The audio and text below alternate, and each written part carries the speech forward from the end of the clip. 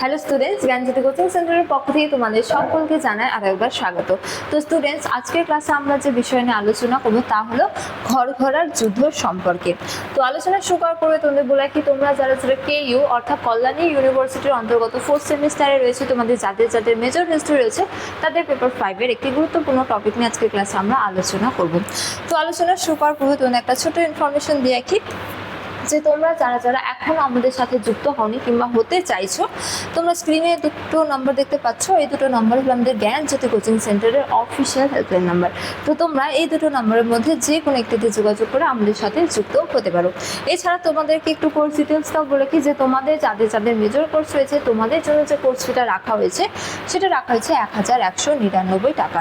এছাড়া তোমাদের যাদের যাদের মাইনর কোর্স রয়েছে তোমাদের জন্য যে কোর্স ফিটা রাখা হয়েছে সেটা রাখা হয়েছে 699 টাকা। কিন্তু বর্তমানে তোমাদের জন্য একটি বিশেষ অফার রয়েছে যে তোমরা কেবলমাত্র 99 টাকা দিয়ে রেজিস্ট্রেশন করার মাধ্যমে এই সেমিস্টারের পুরো কোর্সটা কিন্তু আমাদের কাছ থেকে পারচেস করে নিতে পারছো। এই জন্য তোমাদের আর কোনো ধরনের কোনো পে করতে হবে না। তো স্টুডেন্টস, এই ছিল ইনফরমেশন। এবার আমরা আজকের আলোচনা শুরু করব। তো আলোচনার বিষয় প্রথমেই বললাম যে ঘরঘরার যুদ্ধ সম্পর্কে, ঠিক আছে।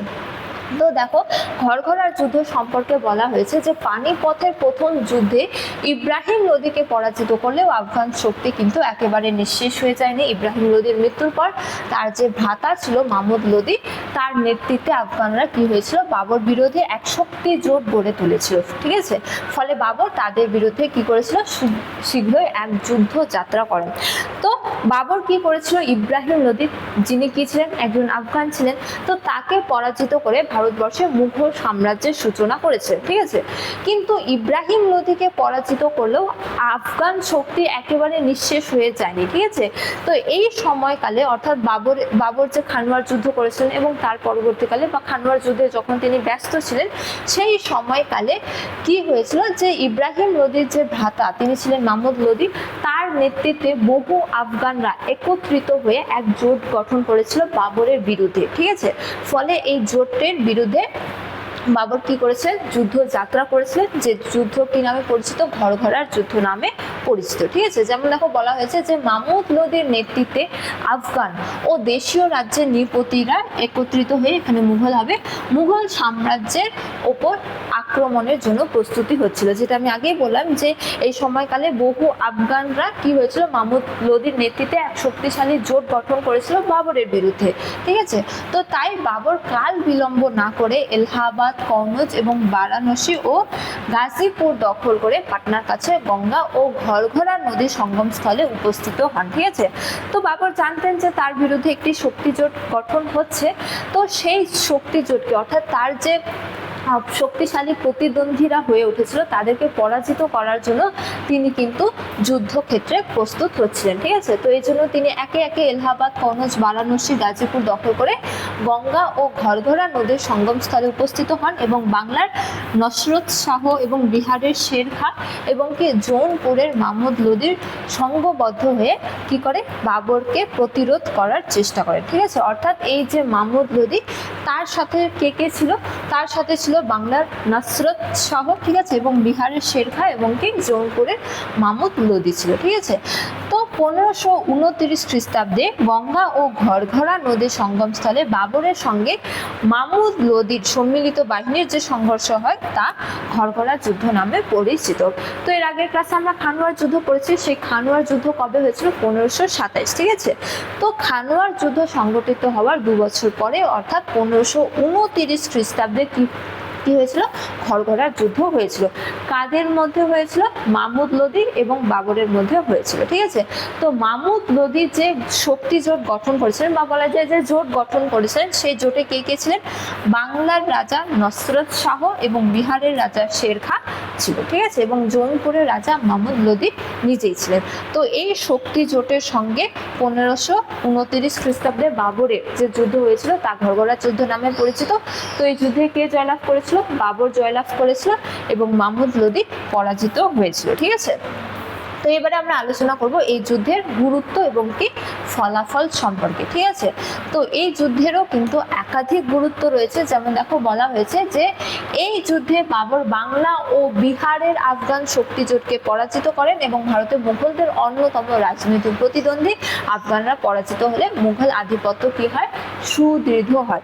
তো আফগান শক্তি জোট ছিল এটি, ঠিক আছে। তো আফগানদের নিয়েই মাহমুদ লোদি, বা বলা যায় যে বহু আফগানরা মাহমুদ লোদির নেতৃত্বে শক্তি জোট গঠন করেছিল। ফলে আফগান যারা ছিল মুঘলদের এক শক্তিশালী প্রতিদ্বন্দ্বী, সে প্রতিদ্বন্দ্বীকে, ঠিক আছে, ব্যর্থ করা বা প্রতিদ্বন্দ্বীকে পরাজিত করা বাবরের পক্ষে সক্ষম হয়, ঠিক আছে। এবং এর মাধ্যমে মুঘল সাম্রাজ্যের যে আধিপত্য, সেই আধিপত্য সুদৃঢ় হয়, অর্থাৎ মুঘল সাম্রাজ্যকে সুরক্ষা প্রদান করা বাবরের পক্ষে সম্ভব হয়, যা ছিল এই যুদ্ধের অন্যতম একটি প্রধান মুহূর্ত। এছাড়াও বলা হয়েছে যে এই যুদ্ধে বাবরের এক শক্তিশালী প্রতিপক্ষ সাময়িকভাবে দুর্বল হয়ে পড়ে। আফগানরাও ছিল কি বাবরের প্রতিদ্বন্দ্বী, শক্তিশালী প্রতিদ্বন্দ্বী, ফলে সেই শক্তিশালী প্রতিদ্বন্দ্বীও দুর্বল হয়ে পড়ে বাবরের, ঠিক আছে। এছাড়া অন্যতম গুরুত্ব হলো যে বহু আফগান শাসক বাবরের বশ্যতা স্বীকার করেন এবং বাংলায় নসরত শাহ, ঠিক আছে, বাবরের সঙ্গে একটি চুক্তি স্বাক্ষর করে শান্তিপূর্ণ সহাবস্থান বজায় রাখতে কি হয়, বাধ্য হন। তো এই যুদ্ধে বাংলা, বিহার এবং জৌনপুর সমস্ত কিছুই বাবরের অধীনে চলে আসে, ঠিক আছে। তো তারা শান্তিপূর্ণ চুক্তির মাধ্যমে কি করেছিল, নিজ নিজ এলাকায় নিজেরাই রাজা হয়েছিল, ঠিক আছে। ফলে শান্তিপূর্ণ চুক্তি স্বাক্ষরের মাধ্যমে তাদের যে ক্ষমতা, সেই ক্ষমতা বজায় থাকে, কিন্তু তারা বাবরের বশ্যতা স্বীকার করার মাধ্যমে বাবর কিন্তু লাভবান হয়, ঠিক আছে। তারপরে দেখো বলা হয়েছে যে ঘরঘরা যুদ্ধের পর বাবরের নেতৃত্বে মুঘল সাম্রাজ্য কাবুল থেকে ঘরঘরা এবং হিমালয় থেকে গোয়ালিয়র পর্যন্ত বিস্তৃত হয়। তো বিহার, বাংলা সমস্ত কিছু কি হয়েছিল, বহু রাজারা এই যে শক্তিজোট, এই শক্তিজোটে অংশগ্রহণ করেছিল। ফলে বাবরের এবং তারা পরাজিত হওয়ার পর বাবরের বশ্যতা স্বীকার করায় বাবরের সাম্রাজ্য বিস্তার হয়েছিল, ঠিক আছে। যেমন কাবুল থেকে ঘরঘরা পর্যন্ত এবং হিমালয় থেকে গোয়ালিয়র পর্যন্ত কি হয়েছিল, বাবরের সাম্রাজ্য বিস্তার পেয়েছিল, ঠিক আছে। এছাড়াও বলা হয়েছে যে মুল্লাইনা ঘরঘরা যুদ্ধে আফগানদের পরাজিত করার মাধ্যমে সম্রাট বাবর ভারতে মুঘল সাম্রাজ্য প্রতিষ্ঠার যে মূল প্রতিবন্ধকতাগুলি ছিল তাদেরকে কি করেছিল, দূর করেছিল। অর্থাৎ তার যে প্রতিদ্বন্দ্বী, শক্তিশালী প্রতিদ্বন্দ্বীগুলি ছিল, যেমন রাজপুত রানা সংগ্রাম সিং, এছাড়া মাহমুদ লোদি আফগান শক্তি, তো একে একে তিনি তার এই যে শক্তিশালী প্রতিদ্বন্দ্বী তাদেরকে বিফল করতে সক্ষম হয়েছিল এবং নিজ আত্মরক্ষা বা বলা যায় যে মুঘল সাম্রাজ্যকে সুরক্ষা প্রদান করা বাবরের পক্ষে সক্ষম হয়েছিল। সুতরাং বলা যায় যে ভারত ইতিহাসে বাবর এবং মাহমুদ লোদির মধ্যে সংগঠিত এই ঘরঘরা যুদ্ধের গুরুত্ব কিন্তু